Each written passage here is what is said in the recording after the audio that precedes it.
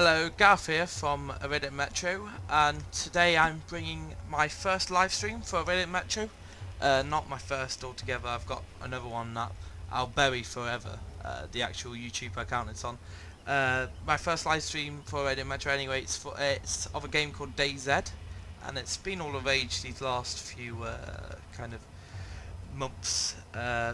Because of the pure fun aspect about it. It's kind of like it's a persistent service survival horror game based on an open world map called Scenarius, which is the Arma 2 map, and it's brutalistic. That's the word I'm looking for in its approach to a zombie apocalypse. I mean, once you die, you do respawn, but once you die, you don't get any of your stuff back unless you find your body. Um, it kind of reminds me of the game that Ubisoft want to bring out called Zombie U, but there's no online multiplayer on that. And a lot of people have said it's a bit like Dead Island because of the kind of open world-ish aspect of it. Although that's 4 players and contains stories, and this is got the pure basis of surviving. It's a mod for Arma 2 and Operation Arrowhead, and it is a fun game, and it's got 2 kind of things you've got to avoid, and one of them zombies, and I'm not doing a good one on that. A zombie is after me. Where is it? It's there. And the other thing you have to avoid is bandits. And there's a third one, doors. Doors break your legs, but we'll fudge over that one, and that hasn't happened to me in a long while now.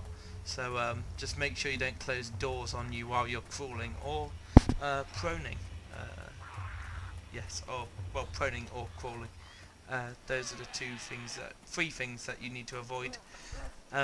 It's got kind of survival aspects such as food, drink, blood.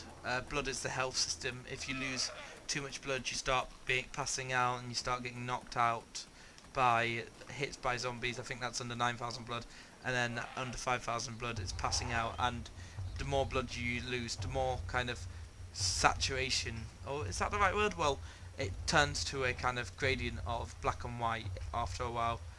So playing with 4,000 blood, it's like playing a noir film. So that's not a fun thing. And there's also temperature, which is for when you're running low on blood and it's raining, like it was not too long ago. It was raining on the server not too long ago. You start to drop temperature, and you need to find heat packs, which are very common. You've got to kind of scurry around.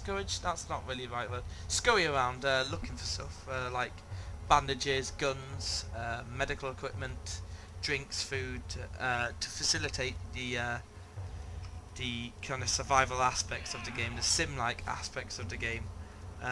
There would be no reading into recipe books, so you just to get food, you can either eat out of cans, or you can hunt for food, which is always fun. I've just been hit by a zombie, but managed not to bleed or lose any blood. Well done me. But I did manage to pull another zombie, so I'm going to run into this kind of parking lot thing. This is Shenogorsk. It's the biggest city on the game. I spawned in Prigorki, which is a small, well, relatively small village next to it, and I just decided to run away from it because it's got basically nothing there, and anything that is there is almost worthless unless you're very lucky with spawns.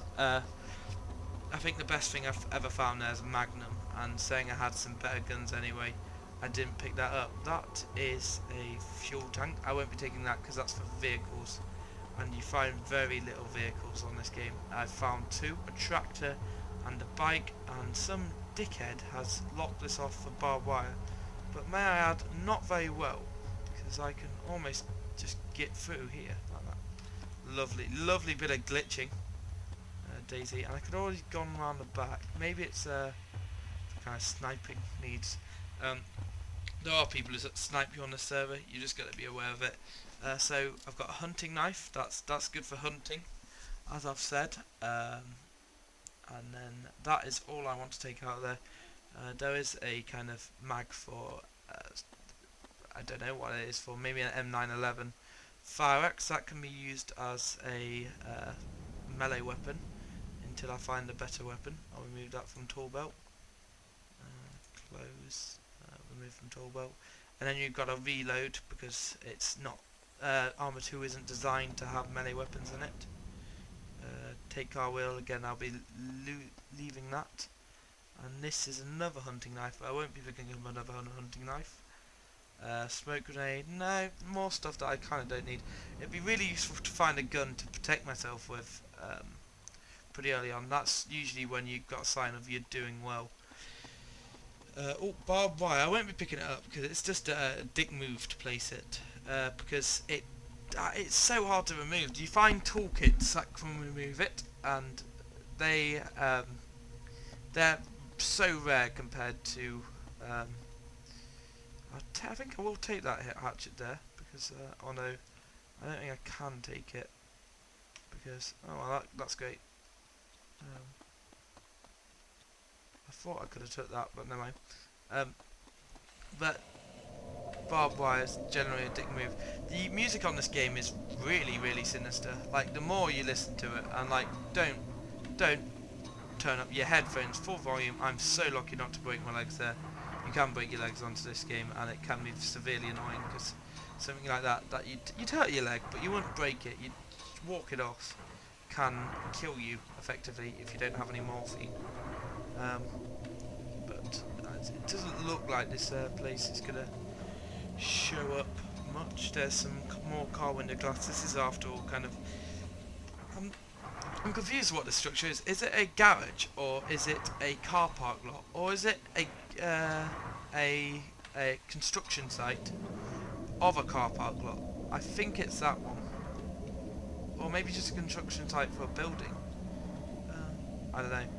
I can hear a zombie who's not very happy with me.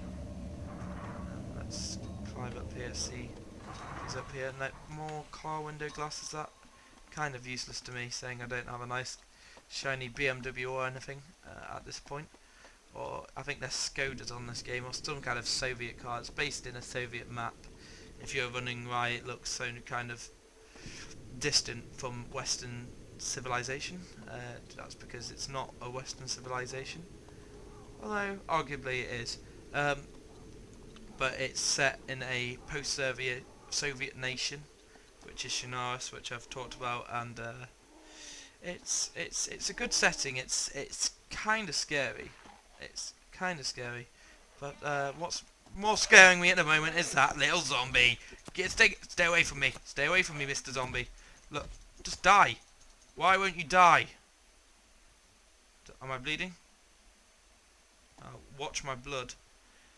That zombie was scaring me, and that he came at the right time. Has he got anything on him? Nope. I don't know why I even bothered to check. Zombies are all posted on your end to improve server stability, which it does in the most part, but it does leave it open for some big loopholes, which include everyone being able to log out and log in when there's too many zombies around them, and then all the zombies disappear, and then you can leg it for a bit, and then disconnect, log back in.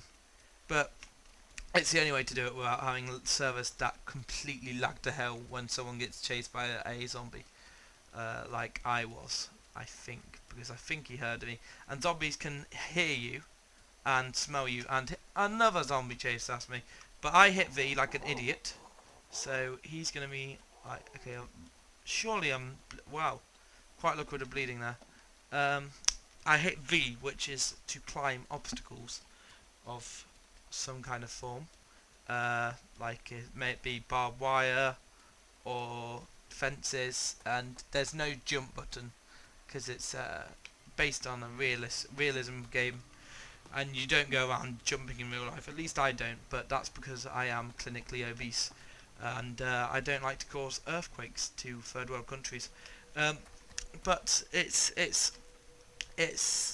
some of its realism factors are a bit like, what the fuck, how is that realistic? Like, when you're swimming, sometimes you lose your bag randomly. What the fuck, how is that realistic?